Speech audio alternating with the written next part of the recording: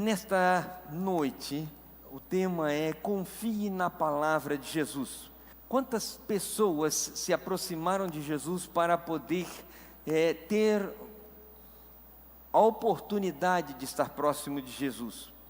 Zaqueu se aproximou de Jesus, subindo numa árvore, tentando identificar quem era este homem popular que estava circulando por aquela região. A multidão se aproximou de Jesus depois de ser alimentada e no dia seguinte voltou para ver se haveria uma segunda multiplicação dos pães e foi confrontada por Jesus.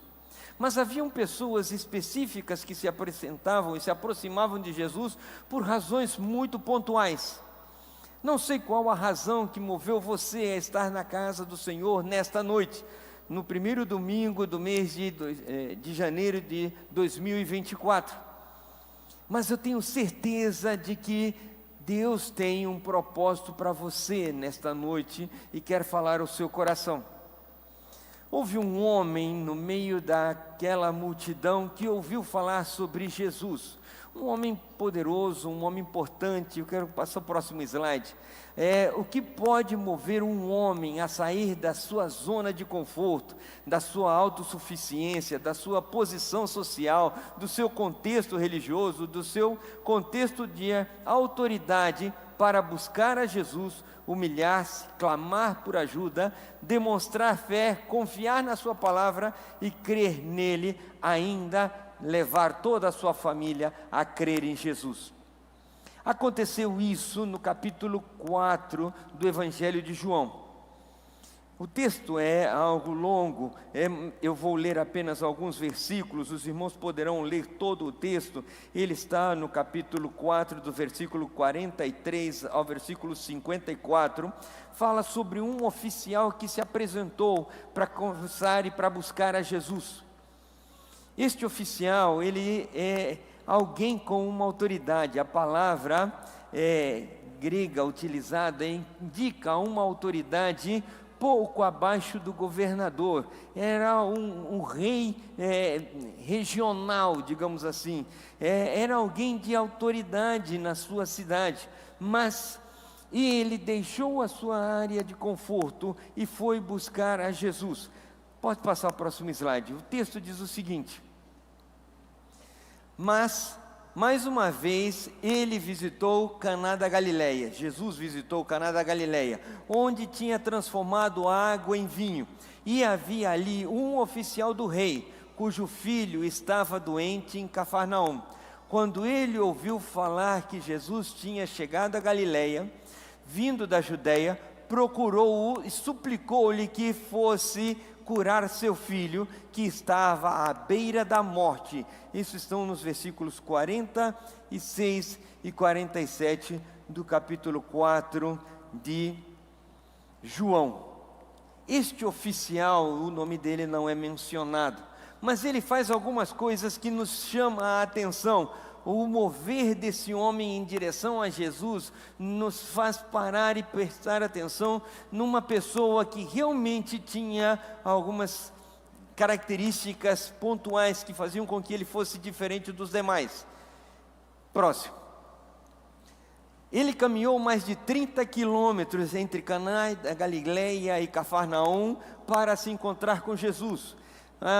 Caminhando a um passo razoável, ele deveria demorar algo em torno de 6 a 8 horas para poder fazer essa trajetória caminhando. Não tinha nenhum tipo de transporte, talvez algum cavalo, algum camelo, algum animal de carga que pudesse levá-lo nesse período, mas a distância era razoavelmente longa.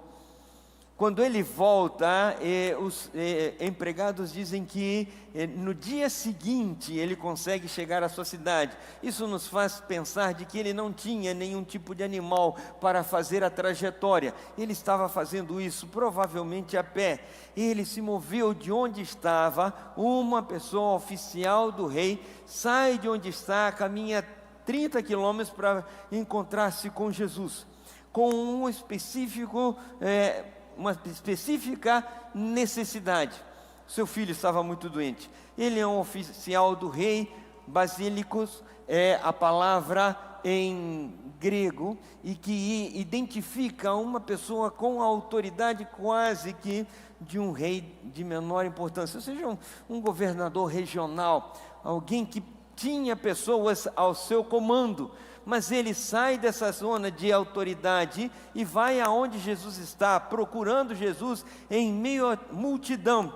Ele se expõe aonde está a multidão, ele se dá a conhecer aonde está Jesus e ele se humilha diante de Jesus. Ele suplicou a Jesus que tivesse a misericórdia de ir até onde o filho dele estava e tivesse compaixão dele que estava à beira da morte. Eu não sei qual é a situação que moveu você a estar aqui. Eu sei que existia uma multidão que acompanhava Jesus. Muitos acompanhavam porque estavam impressionados com a forma como Jesus falava. Outros estavam impressionados com os milagres que ele estava fazendo. Outros estavam esperando talvez que ele multiplicasse os pães. Outros, ouvindo falar de que ele havia transformado água em vinho, estavam esperando ver algum outro sinal, alguma outra maravilha, algum outro feito fantástico do que Jesus poderia fazer. Eu não sei qual a razão que move você a estar aqui. Talvez você tenha algum problema grave, alguma situação difícil, alguma coisa que realmente extrapola a capacidade sua de administrar, como era o que acontecia com aquele homem. Ele, apesar de toda a sua autoridade, apesar da importância que ele tinha no meio do seu povo, ele não podia fazer absolutamente nada em prol da saúde do seu filho, porque isso estava fora do seu alcance. Com certeza, se havia alguma coisa que os médicos pudessem fazer, ele deveria ter feito, porque ele tinha recursos, ele tinha condições, ele tinha tentado tudo o que ele poderia para poder ajudar o seu filho, e agora ele encontra a única alternativa, aquele filho do carpinteiro. Pode fazer algo pelo meu filho. Jesus, naquele momento, ele vai fazer o segundo milagre. Ele só tinha transformado a água em vinho, e os que haviam visto o milagre eram os serventes. Diz o texto que este é o segundo milagre, segundo o relato de João. Esse é o segundo milagre que Jesus vai fazer. Mas a mensagem estava se espalhando, e as pessoas estavam ouvindo de que aquele filho daquele carpinteiro fazia coisas impressionantes. E ele vai porque ele não tem outra alternativa para poder ajudar o seu filho, e o seu filho tem valor para ele. Com certeza, se você tem algo de valor importante para você, e você tem tentado solucionar e não tem encontrado uma resposta, Jesus é a solução. Você precisa confiar na palavra de Jesus, você precisa acreditar naquilo que Jesus pode e quer fazer, mas você precisa obedecer à palavra daquilo que Jesus está dizendo e vai dizer ao seu coração nessa noite. É muito importante entender de que a obra e o milagre só acontece quando estamos dispostos a ouvir e obedecer aquilo que Jesus está nos dizendo. Quando Naamã foi buscar o profeta, ele não queria se banhar naquele rio Jordão, conforme Eliseu lhe havia dito. Ele preferia lá os rios da sua terra, que ele considerava rios muito mais bonitos que o rio Jordão. Mas o milagre não estava lá nos rios, o milagre estava na obediência e em fazer aquilo que a palavra estava dizendo, o que Deus estava mandando ele fazer. Quando ele mergulhou 7 vezes, o milagre aconteceu. Então o milagre não está no local, mas está na autoridade de quem está dizendo para ser feito. E Jesus estava ali para demonstrar a autoridade sobre todas as coisas. Próximo. O pedido daquele homem é que Jesus fosse aonde seu filho estava, porque ele estava à beira da morte. Esse era o pedido daquele homem. O que aquele homem buscava era a solução para a saúde do seu filho. Ele queria que o seu filho se recuperasse. Volto a perguntar, eu não sei qual é a razão que moveu o seu coração para estar aqui. talvez para estar louvando e adorando ao Senhor, glória a Deus por isso. Mas se hoje você chegou aqui com uma carga, com um peso sobre as suas costas, se você chegou aqui com algo para clamar ao Senhor pela misericórdia do Senhor, para que o Senhor haja misericordiosamente sobre a sua vida, quero dizer que aquele homem que foi buscar a Jesus e atravessou 30 quilômetros a pé para poder encontrar-se com Jesus, também buscou a Jesus na mesma situação em que você está. E Jesus parou para ouvi-lo. Jesus parou para prestar atenção no que ele estava falando. Havia uma multidão acompanhando, mas Jesus conversou com aquele homem, olhou nos seus olhos e conversou com ele. Próximo. O que Jesus está procurando no homem? É interessante observar no versículo número 48, diz o texto que Jesus disse: se vocês não virem os sinais e maravilhas, nunca crerão.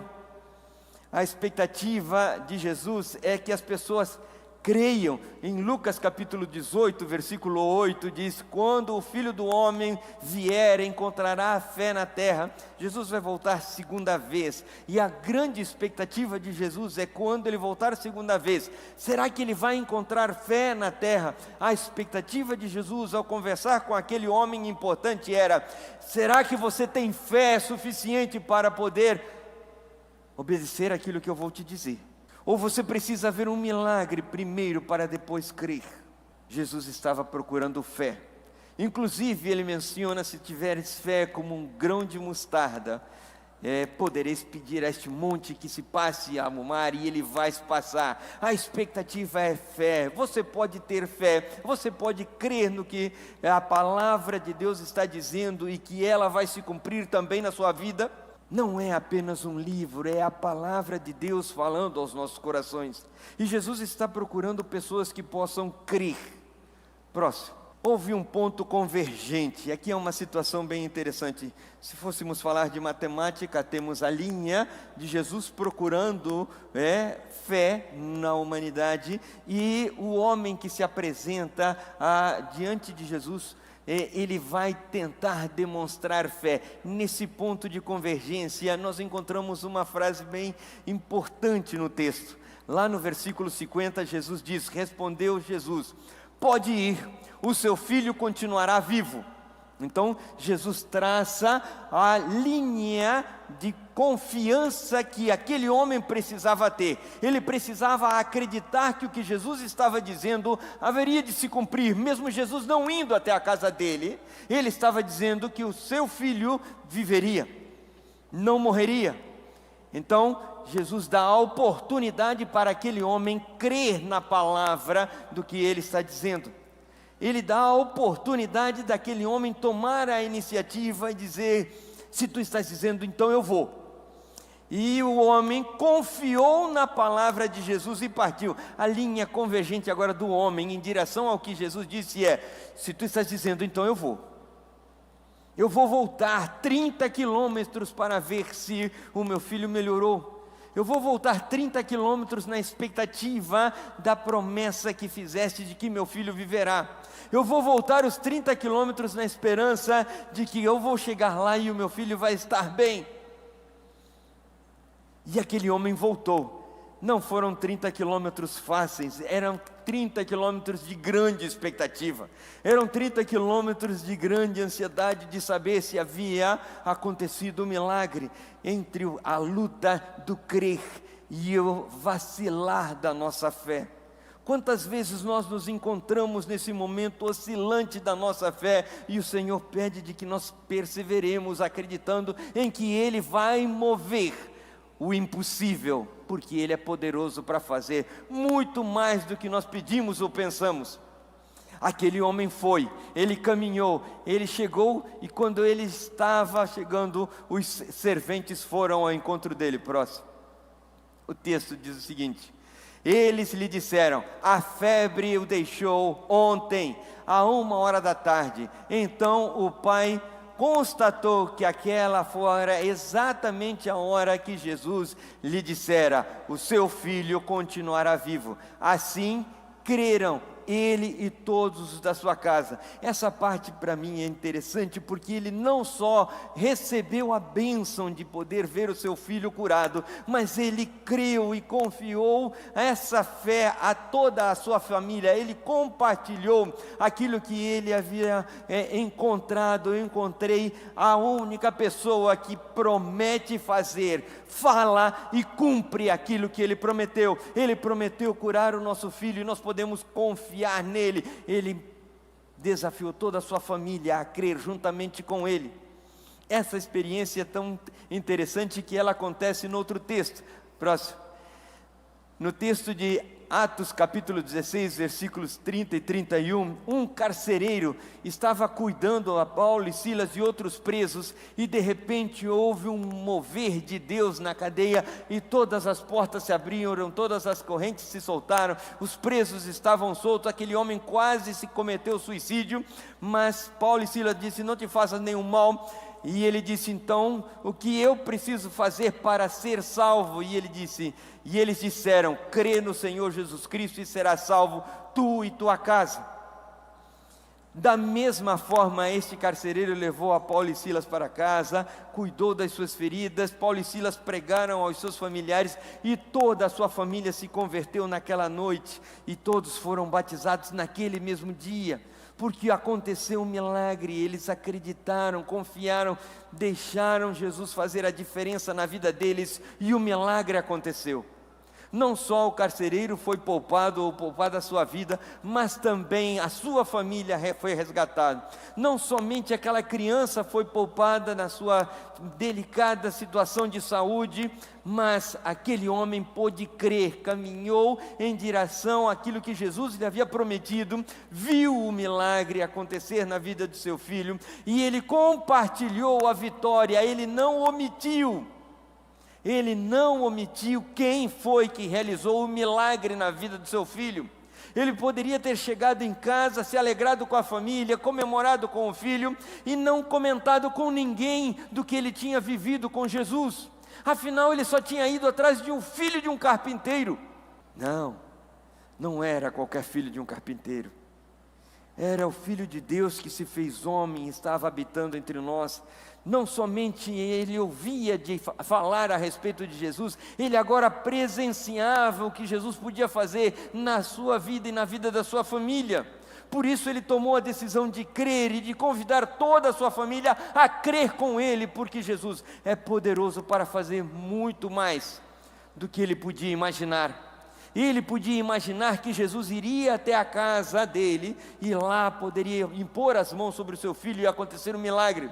Mas Jesus é muito mais poderoso do que ele podia imaginar, porque ele só falou e o milagre aconteceu. Você pode imaginar o poder de Deus atuando na sua vida? Você pode imaginar o que Deus pode fazer na carga e no problema que você vem enfrentando até aqui, e que hoje Jesus te trouxe? Deus te trouxe até este momento para dizer-te como Deus atuou através de Jesus na vida daquele oficial. Ele quer também atuar na sua vida e na sua família, para que o milagre também aconteça no seu lar. Mas ele precisa encontrar fé em seu coração. Você pode crer naquilo que Jesus pode fazer. Você pode crer naquilo que Jesus pode fazer no seu lar. Você pode crer de que esse problema não é tão grande quanto o poder que Deus tem para poder transformar essa dificuldade em vitória?